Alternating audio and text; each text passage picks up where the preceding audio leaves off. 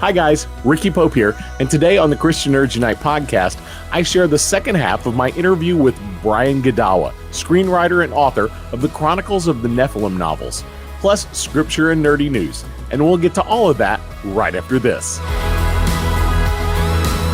2022 is flying by so fast, and I just reviewed my goals for the year. It's not too late to set some effective goals for 2022 for yourself. And the Goal Process 101 ebook helps you do just that. With a straightforward process and practical exercises, you'll be guided to set the right goals for you and set out a plan to achieve them. Get your copy of the Goal Process 101 ebook by going to goalprocess101.com. Use CNU2022 at checkout to save 10%. Now, back to the show.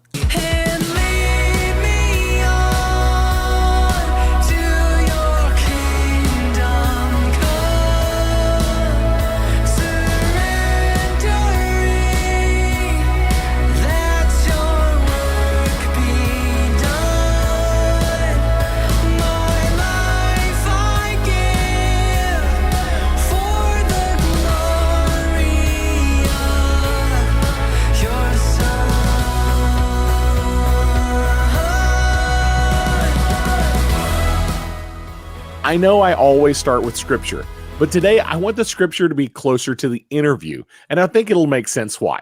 So let's get into some nerdy news. This week, Disney Plus has two interesting releases. First, Disney Gallery, The Book of Boba Fett. This will be a short behind-the-scenes documentary-style video about the making of the Boba Fett show. These are always great little vignettes.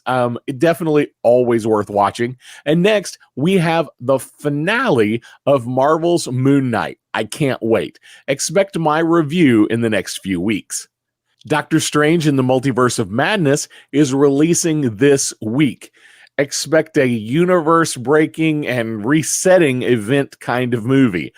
We have confirmed that we will see some version of the Illuminati, and that's been confirmed through trailers, and at least one mutant, Professor Xavier himself. Now, of all things, Bruce Campbell is listed in IMDb with no character name. Campbell was set to play Mysterio in Sam Raimi's unmade Spider-Man number 4, and with Raimi directing Doctor Strange 2, it's no huge surprise that Campbell is going to be in this movie.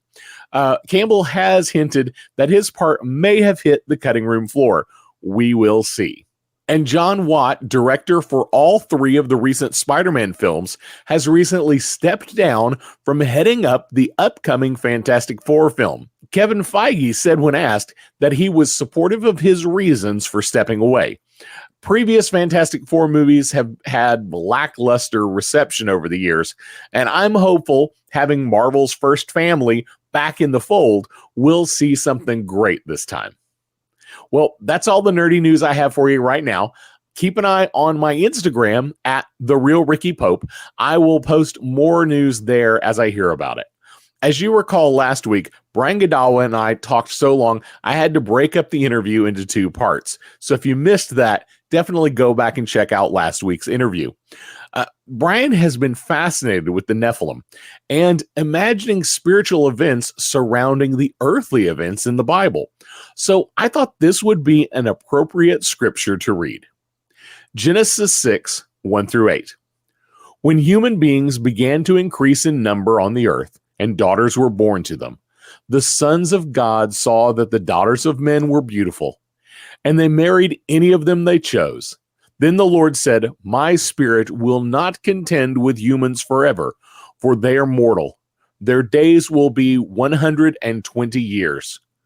The Nephilim were on the earth in those days, and also afterward, when the sons of God went to the daughters of men and had children by them.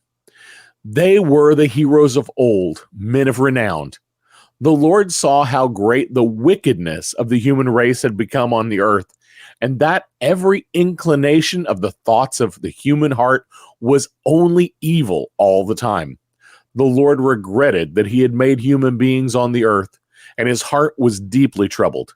So the Lord said, "I will wipe from the face of the earth the human race I've created, and with them the animals, the birds, and the creatures that move along the ground, for I regret that I have made them. But Noah found favor in the eyes of the Lord. Well, there are a few different ways to interpret this passage. And in our interview with Brian, he takes some time to explain how he believes it should be understood and why. Let's get right to it. So when we talk about the Nephilim, how do you see that working? What is kind of your take on that, biblically and any extra biblical study that you've done on it? Sure. Yeah. So what you're referring to is I'm kind of pulling up my notes here because I'm terrible at remembering verses and all that stuff. So it's a controversial issue and there are differing views on it. But Absolutely. it really was the genesis of me writing all this stuff with my first novel, Noah Primeval. And it was the classic verses, Genesis 6, 1 through 4, when it talks about the sons of God who are in heaven, heavenly divine beings coming to earth and mating with the daughters of men. And then they bore them Nephilim, and the Nephilim is a word that means giants. It's interesting. It's a transliterated word in the Bible. They don't translate it. They transliterate because it's so controversial, right?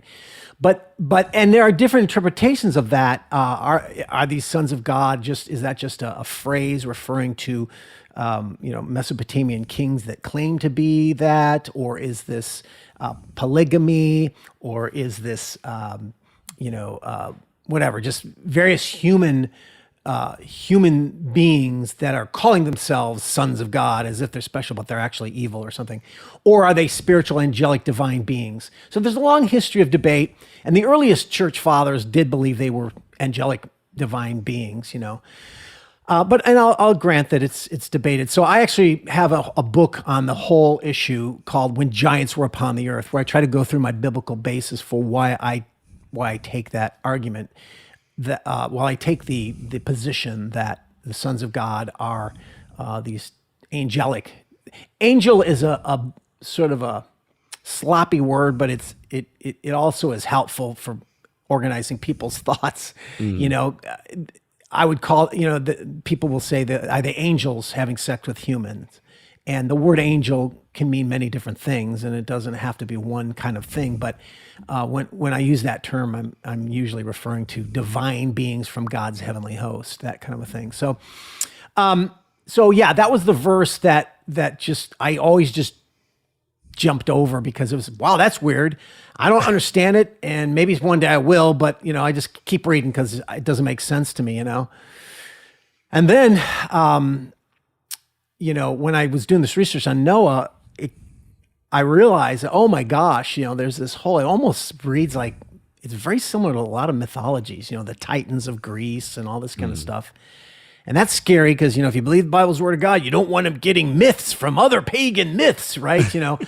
But as you seek, so my journey has been heavily influenced by my desire to understand the Bible within its own ancient context rather than imposing my modern Western American context on it. So when we read these verses in English, we think of whatever, way that we want to characterize it and understand it to make sense with our theology, rather than saying, well, how did they see it in those days?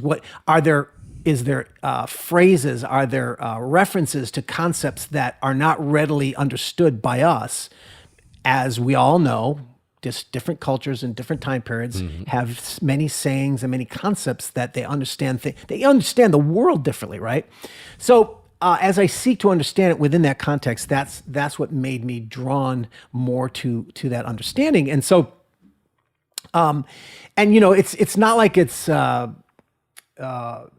arbitrary either, because not only is there a long history of this understanding, but if you think about it, it's sort of like by the time they get into the promised land and the spies come back and they say the Anakim are there and they're giants, they come from the Nephilim. Well, the only other place in the Bible where the Nephilim is described is in the days before Noah, right?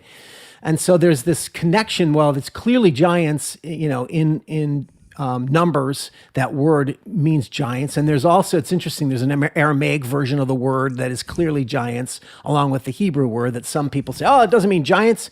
Nephilim means fallen ones or something like that. Well, the Aramaic is giants, and they're described as giants. So, it kind of, I work backwards from Numbers and Joshua's conquest, and you go, yeah, okay, it clearly says that these people are tall like the cedars, and or whatever, they're large people and stuff. And what's the point? Is it just, oh, these are, because Joshua 11, it talks about like Joshua consciously going around and hunting out all the Anakim who were described as giants. He's deliberately trying to get rid of them. That's what he's cleansing the land of. And a lot of these tribes that he wipes out all of them, it's the Anakim. Or they have their tribes like Zamzumim and Emim, and these are known tribes of giants, right? And they're described as such elsewhere in the Bible. And so what is that? And then, of course, Goliath is one of them. And by the time of David, they're also called Rephaim. That's another kind of term. A lot of background to all this. But nonetheless, Goliath was not just an anomaly. And what you see is these Nephilim, these giants creatures, are this spawn of, I know it sounds like a Marvel comic book, and I know it sounds like a mythology, but it's like, angels mating with human beings, and that violation of the heavenly earthly divide creates that hybrid that is not acceptable to God. And that's one of the main reasons why he's cleansing the promised land of that violating hybrid. And it says in Joshua 11, it says that he got rid of all the Anakim in the land except for the land of Philistia. He's like, what? He left them there. Well, whatever. Hey, Bible characters don't always do everything they're supposed to do. They're not perfect, whatever. But interestingly, what then is who are one of the dominant people groups or clans that when David becomes Messiah king of Israel, who is it that he wipes out? The Rephaim. And the Rephaim are basically those giants, of which Goliath was one, and his brother was another. And then there's other giants that, the book of Chronicles and Samuel talks about these giants hunting David, trying to kill him, and David's mighty men kill them instead, right? And so it's like, and then once David destroys, finishes, you get to the end of David's story, and he wipes out the Rephaim in the land. After that point in time, you never hear about giants in the Bible anymore. And it's kind of interesting because that's the point, was that Messiah was supposed to clear the land of giants. Now, there's a whole other thing with Jesus later, but I don't want to talk about that right now because it'll get complicated. But right now, that's the concept. So, like, the whole point was that God was going to clean that land out for his Messiah to come and rule in the land, and David becomes the antitype of the ultimate Messiah king, right? So that's the kind of theological thread that is going on there, and I think that's just it explains a lot of anomalies in the Bible. Like I said, here, let me give you this one passage. This is really wild because, like, when I read it, it kind of shocked me because I hadn't really, I guess I'd read over it. So like I said, there's a couple passages in 1 Chronicles 20, 2 Samuel 21, 1 Chronicles 11, where he describes these. Now, the phrase here is descendants of the giants in some translations. So it says, Ishbi-Benob, 2 Samuel 21:16. Ishbi-Benob, one of the descendants of the giants whose spear weighed 300 shekels, which is basically the same as Goliath, right? And it's like, okay, this is heavy, this is large. He thought to kill David. But Abishai killed him. Then another David's men kills Saph, who was one of the descendants of the giants. And then Elhanan kills a man of great stature who had 6 fingers, a nameless one. Okay, so there's several of these men that are described as descendants of giants, and the actual Hebrew behind that is like, could actually be, I've read some scholarship on it where it's like, it could actually be son of Rapha. And Rapha is the base word for Rephaim, which were the giants of David's day. But there's one scholar that made a really interesting argument that Sons of Rapha was a technical term about a military squad. So you've got a military squad of assassins hunting David. I mean, that's in there. I'm not like imposing it, right? Yeah. So that's the story I told in my novel, David Ascendant.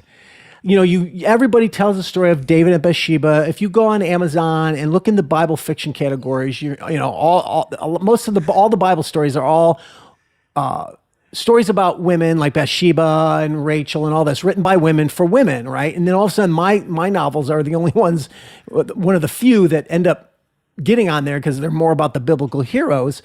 But this is a story, you hear the story about Bathsheba, you hear a story about David's rise, and even killing Goliath, right?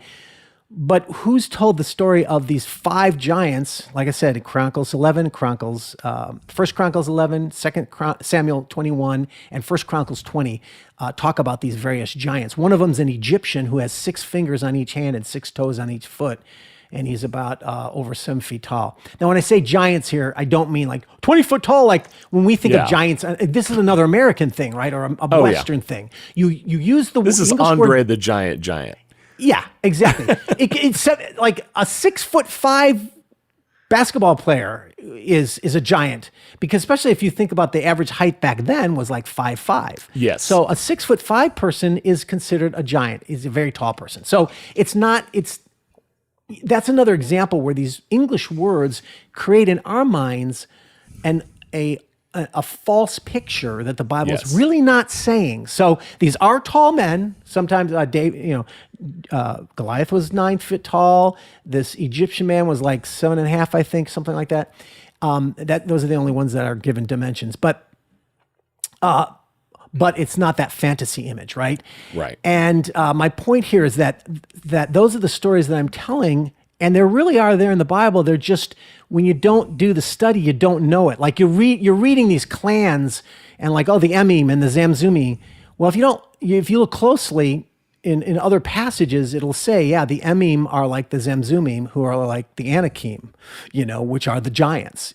And so you put 2 and 2 together when you're reading this stuff, and you find that there's either multiple clans of giants, or there are several words in different countries. The Ammonites and the Moabites might use different terms, but for the same creatures, So that's sort of some of the rambling of that. Now, if there's something specific that you're thinking of you'd like me to address, I'd be happy to do so. No, I think that was absolutely great. I wanted to hear your take on it, your philosophy on it, and kind of where your biblical basis comes from. Because Sure. I think that's important when we look at any literature, knowing where the author is coming from. And I talk with people all the time about that. It's like they'll say, "Well, this author says this." Well, let's talk about that author real quick and see where their background's from. You talked about a movie about the Exodus, made by atheists, written by an atheist, directed by an atheist, produced and distributed by atheists. What are we going to expect? Aronofsky's Noah movie. What exactly did we expect? Because I knew about Aronofsky. I had read the graphic novel he produced before the movie. I knew exactly what was going to be in that movie before it ever came out, because I had read to see who the author is. So I love what you've shared. You definitely have done your study, and you have a good basis for why you believe what you believe. Sure. And I just want to say, it's not unreasonable it's not unreasonable at all for Christians to expect that if you're going to tell our stories, you should be consistent with the original material. For instance, that's what they say about the Marvel stories, right? Comparing it to the original material. That's what they say about Lord of the Rings. Well, does it match the original material? And all of a sudden the Bible's like, oh, come on. You don't expect them to match the original material. Well, I don't, because I know that, if you hate God, you're not gonna want to be consistent with the original material. I get that. But the point is, though, if you look in history, a lot of unbelievers made a lot of biblical movies in the past, and they weren't that bad. They weren't that off. Of course, Right. they're not perfect, but in other words, the point here is that it's not unreasonable to be an audience of a particular type of material and want to have that want to have it consistent, because think about it. If you went too far off of J.K. Rowling's, Harry Potter, people wouldn't watch the movie and you'll not make money. So do you want to make money? Well, then be consistent with the material. And that's kind of the context of how I see it, but you're right. I do think, especially even more so now, don't expect it to ever be consistent.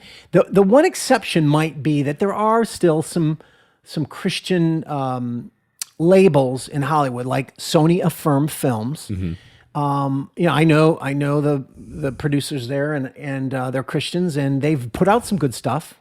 And they're working on one of my Bible movies that I've written, based on the book of Ruth. Now, they bought it from me, and I never heard from them again. So I don't know if they've changed it, and maybe, they may believe in God, but they also may have been rewritten for feminists. I don't know, because that's what most Hollywood stuff is these days. Even the Christian stuff can be infected by that, but maybe not. I'm hoping that maybe not. Maybe it'll be a good adaptation. But in general, I don't expect that anymore. I don't expect it to be ever. In fact, I'm surprised when I do see movies or series where they do have some very, what I would argue be a Christian worldview, at least in a general sense. It's not going to be about Jesus dying for your sins, but the worldview of, positive marriage, positive biblical understanding of marriage and gender and all that kind of stuff. And it's like, wow, it's pretty amazing, like the, classic example, the King Richard movie, which was fantastic. It was my favorite movie of the year until Coda came out. And it's like, it's not at all woke. It's not at all the leftist Hollywood paradigm of, blacks are the oppressed people. It's like the way that you overcome is not being a victim. It's working harder than everybody else. And that is that's a Christian value, Same thing with Coda, like I have to admit, I was surprised it won the Oscar. Yes, on the surface, it has the woke elements of having a marginalized people group of the deaf community, but Christians don't care about that. We love that, It's as long as it's a great story and it has some positive family values in it, which it did, and it also had a little bit feminist in there, but it's no one's expecting perfection. I just have to admit that it wasn't woke enough to win the Oscar. You look at all the other movies and they are, and it's like, okay, sometimes even Hollywood gets it right. I have to admit that, right? So, it's an interesting world out there right now with movies. And, well, and since we're on that subject, if you've got a few more minutes, I love the idea of your book, Hollywood Worldviews, watching film with wisdom and discernment. When you wrote that book, what was kind of your goal? Well, I had two goals, because it was written quite a while ago, Right. over 15, 18 years ago now. Yeah. But and I did do an upgrade of it at some point in time. But it was twofold. One was that was when I was first learning my craft of screenwriting, and I was also crafting my aesthetic. And what that means is an aesthetic is your philosophy of beauty. And as a Christian, I have a biblical aesthetic, and I was trying to understand how those two fit together well. And my conclusion was that, at least Western storytelling really does reflect a Christian worldview in and of itself. Like, that whole, the medium is the message, Well, yeah, in a very real sense, the hero's journey, contrary to what Joseph Campbell was real famous for a while because of his relativistic monomyth and all this stuff. But the truth is the hero's journey is a reflection of the Christ story.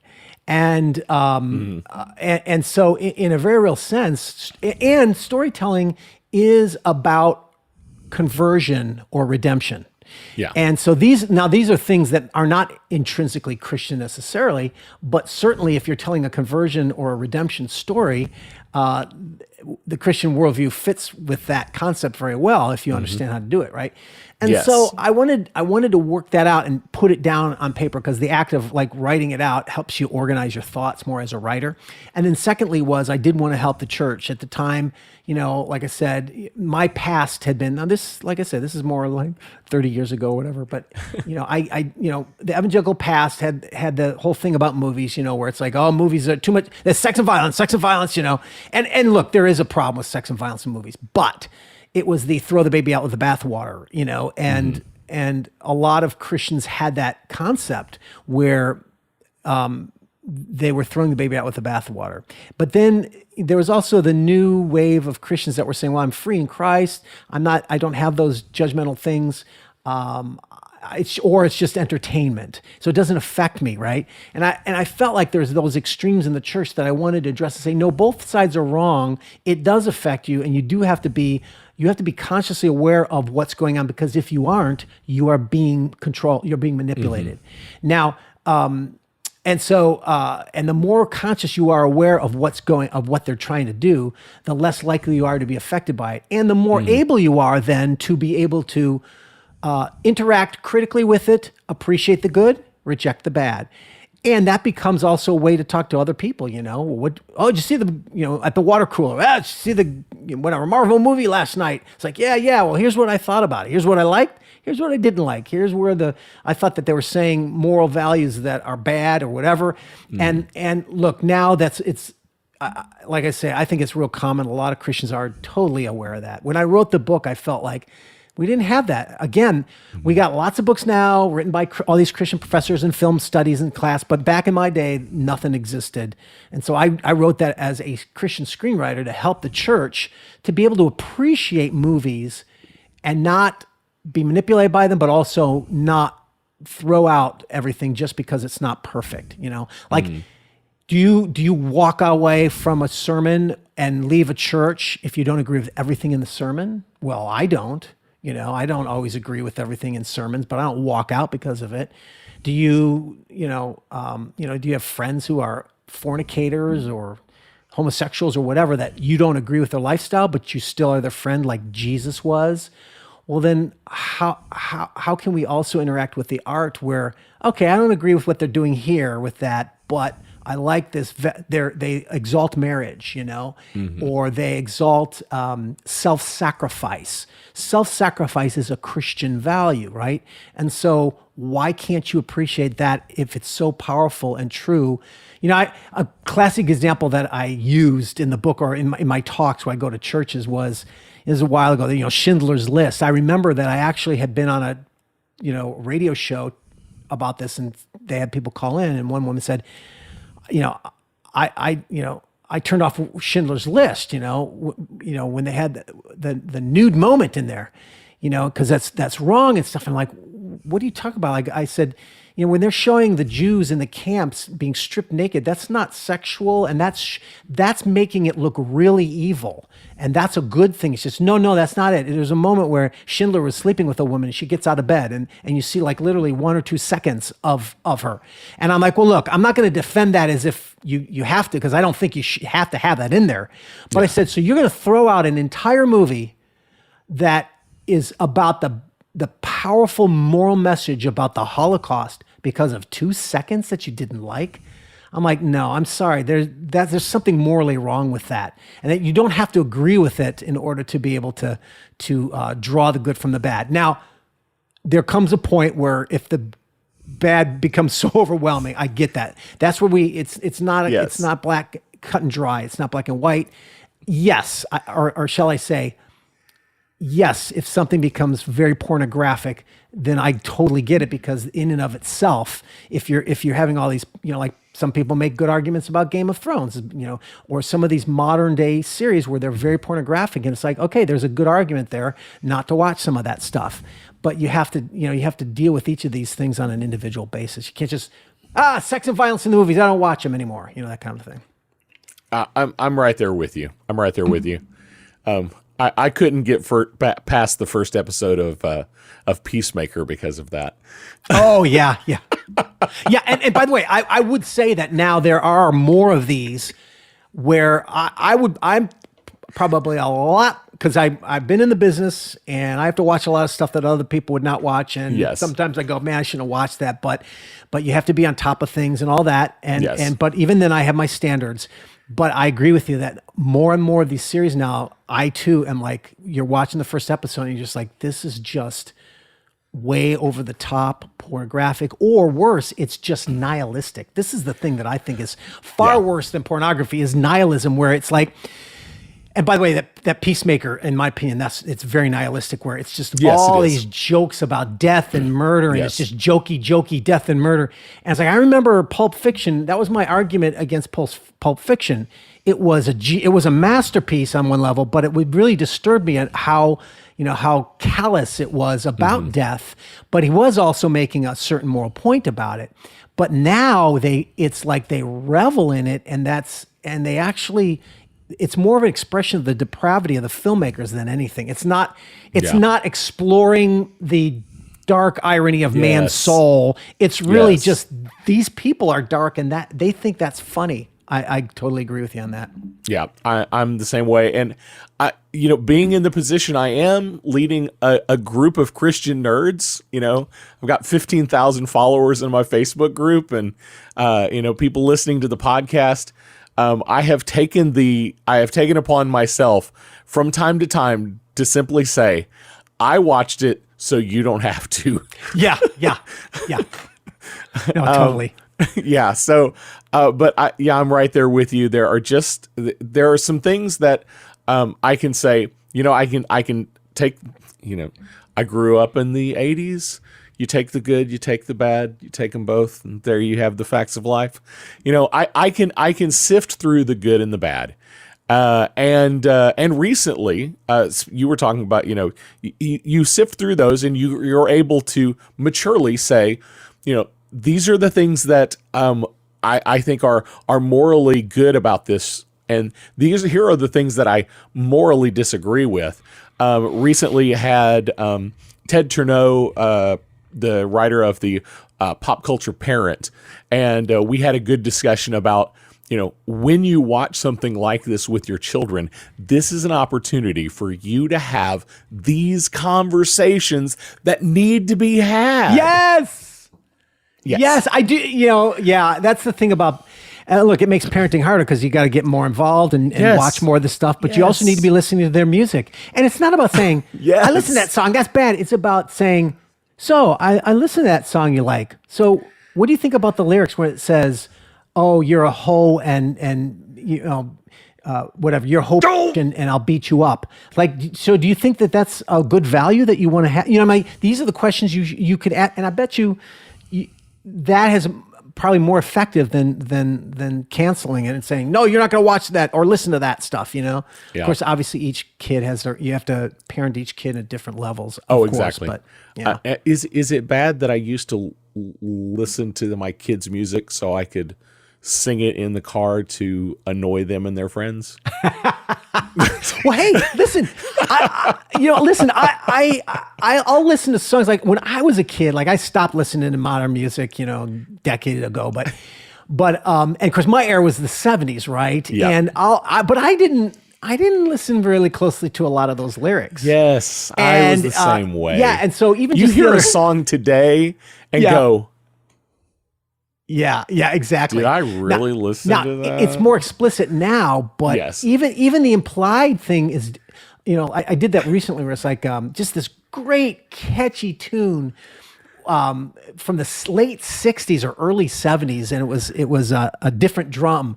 You and I traveled to the beat of a different drum, and it's a famous song by a One Trick Pony band or something, but it was written by Michael Nesmith of the Monkees, which is like, that guy was a genius songwriter, and it's so catchy, but I didn't know what the lyrics were. So I looked them up, I started reading them and singing along with it. I realized, oh man, this is about a narcissistic, selfish man who's trying to get rid of the woman because he wants to just keep sleeping around. And I'm like, I don't want to sing that song, and it's interesting.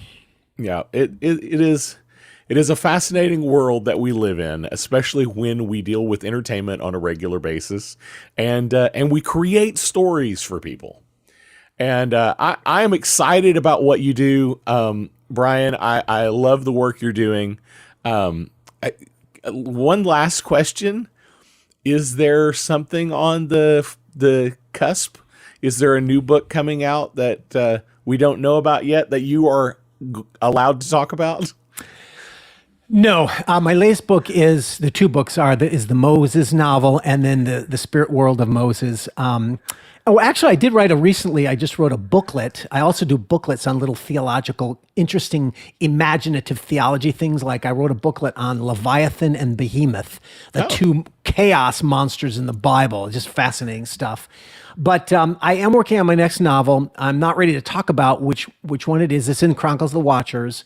Okay, great. But I actually might be working on two novels this year because I want to write a novel. I have a story that I've had for a long time, and it is a script already, but I want to turn it into a novel. It's about a serial killer. So it's a thriller, totally different genre than what I've done. But I'm not ready to talk about them in detail. I'm still just in research mode, so it's going to take a few months before I can really get moving. Well, definitely let me know when you're ready to talk about them. I would love to have you back on the show. Brian, it has been a joy having you today. And anything else to share with us? Well, one last thing is if people want to follow you, how can they keep track? That's exactly what the last thing is I would want to say. My website's my name, Godawa.com, GODAWA.com. And I've got a really interesting website. There's a lot of information there, a lot of articles related to the stories I'm writing. I cast all my novels. I got little pictures of really cool things just for people who are interested to learn more about the novels or whatever. But the truth is all my work is exclusively on Amazon.com. In all my books are in digital, paperback. Some of them are in hardback and audiobook. So it's all exclusively there. If you just go to Amazon.com and type in my name, Brian Godawa, and go to my author page, you'll have all my books and all the explanations of everything. You can just fish through those to figure out what's most interesting to you.